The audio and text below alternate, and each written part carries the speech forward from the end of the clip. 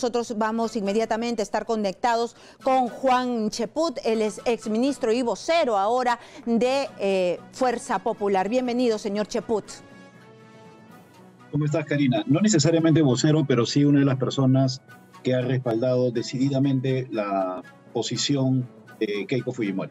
Así, pero nosotros llamamos a Fuerza Popular a prensa y ahí hicimos la coordinación.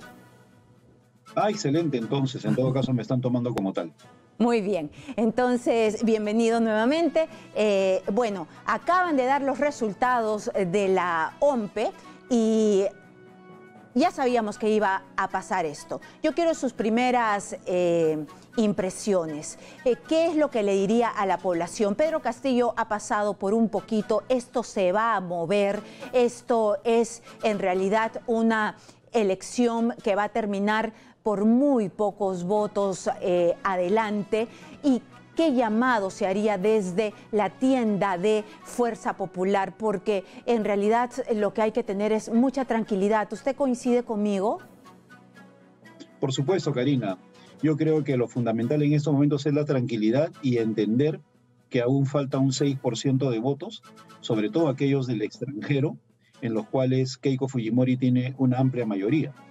Y por otro lado, hay pequeños lugares de Lima Metropolitana, de Lambayeque, de La Libertad, que están impugnados y que obviamente una vez que pasen a ser procesados, van a permitir que Keiko Fujimori recupere espacios.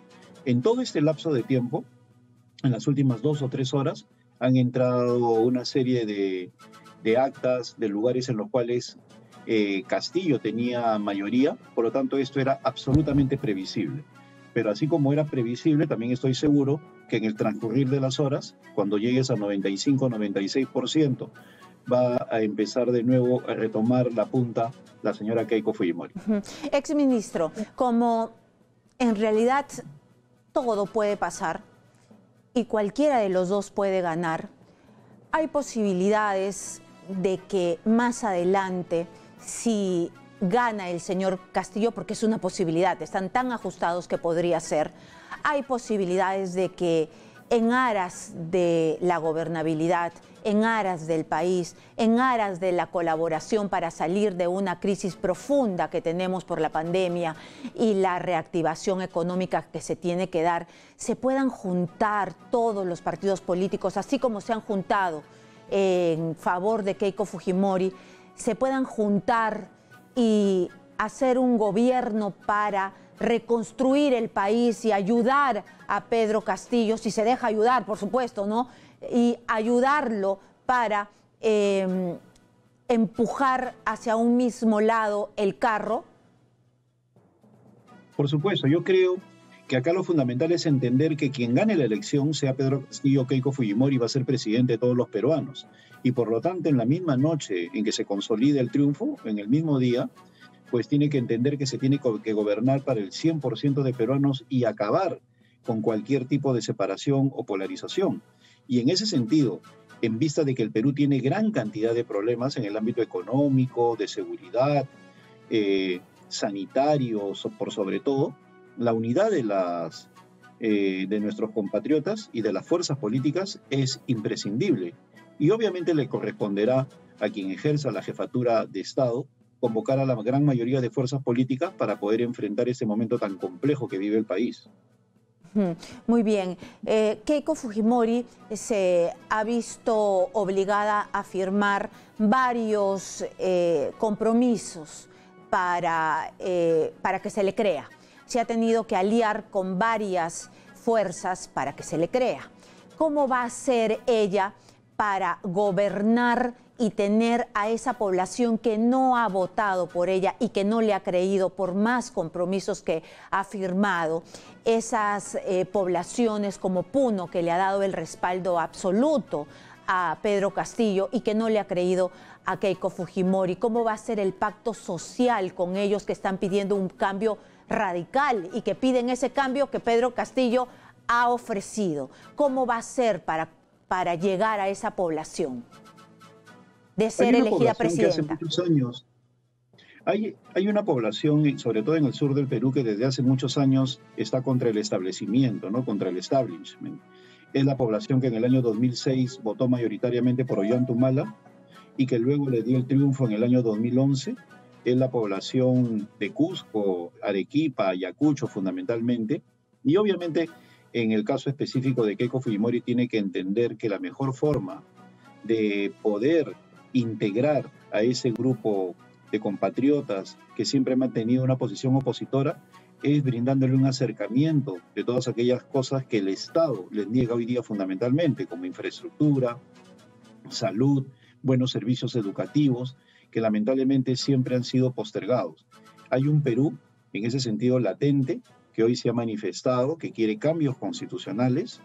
Yo no estoy de acuerdo con la Asamblea Constituyente, pero sí con cambios quirúrgicos a lo que significa la Constitución. Es algo que de ninguna manera se va a poder soslayar. Entonces, le hago la pregunta al revés. Si Pedro Castillo, le dije hace un momento, ganaba, necesitaba de la unión de todos quizás para empujar este carro que está destartalado en este momento que se llama Perú, ¿no? ¿Qué pasa con Pedro Castillo si es que Keiko Fujimori gana las elecciones? Él representa a muchísimos peruanos, la mitad. Él quizá podría ayudar, ¿no?, a canalizar lo que las personas quieren, ¿no? Claro, Pedro Castillo se constituiría de facto en el líder de la oposición, de hecho, ¿no? Y más aún cuando tiene la primera minoría en el Parlamento, con 37 integrantes. Eso le daría una fuerza especial para que él se convierta en intermediador de estos reclamos y necesidades de este sector sureño que le ha brindado un apoyo masivo. Entonces, la figura de Pedro Castillo como representante de este Perú que reclama determinadas posiciones del Estado se convertiría en gravitante. Muy bien, entonces también podrían haber conversaciones con él, ¿no? Así como se juntan para ayudarse a empujar un carro, también se pueden sentar a hablar, conocer, mirar cómo hizo para convencer, cómo hizo para tender puentes, cómo hizo para que lo comprendieran y que conectara.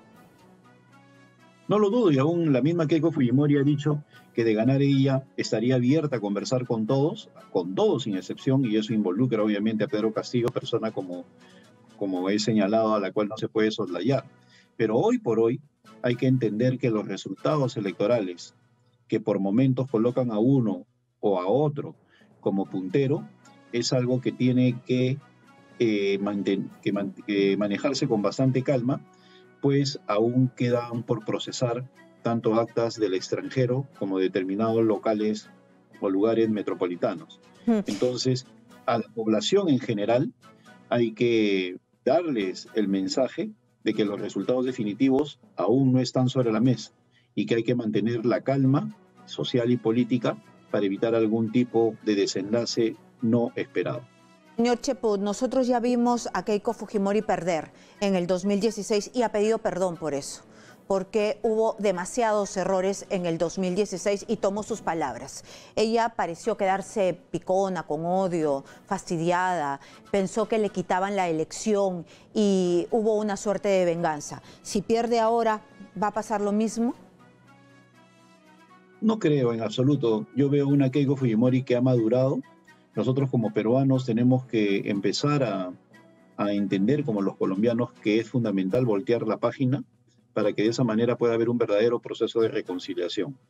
Y por otro lado, Keiko Fujimori en estos momentos tiene una bancada que no llega a tener ni siquiera un tercio de lo que tuvo en el año 2016 con 73 integrantes. Por lo tanto, su posición política en el Parlamento requiere de algún tipo de alianza para poder tener la fuerza que antes tuvo. Yo veo en Keiko una persona que de ninguna manera cometería errores como los que tuvo en el 2016 o en el 2011. Pero Keiko Fujimori ya no tiene las alianzas que requería. Toda la derecha se ha juntado con ella. De acuerdo, pero la alianza parlamentaria exige otro tipo de cosas. Ya no es electoral, es una agenda parlamentaria, ver en qué cosas hay aspectos comunes, en qué cosas no, para poder de esa manera hacer una alianza integral. En todo caso, quien va a tener el fiel de la balanza y quien va a marcar el derrotero es quien sea el presidente del Perú. sobre la base de entender que estamos enfrentando desafíos muy complejos, entre ellos el de la propia pandemia, cuya tercera ola amenaza al país desde el mes de agosto, ahorita nomás. Entonces, es fundamental que entendamos que independientemente de los resultados de las elecciones, tiene que haber un proceso de integración de todos los peruanos. Muy bien, muchísimas gracias por haber estado con nosotros tratando de entender la coyuntura y también diciéndonos que se van a respetar los resultados y que no va a haber una especie de venganza. Que así sea, señor Cheput. Muchísimas gracias por estar con usted. Muchas gracias, Karina. Ha sido un placer. Muchas gracias.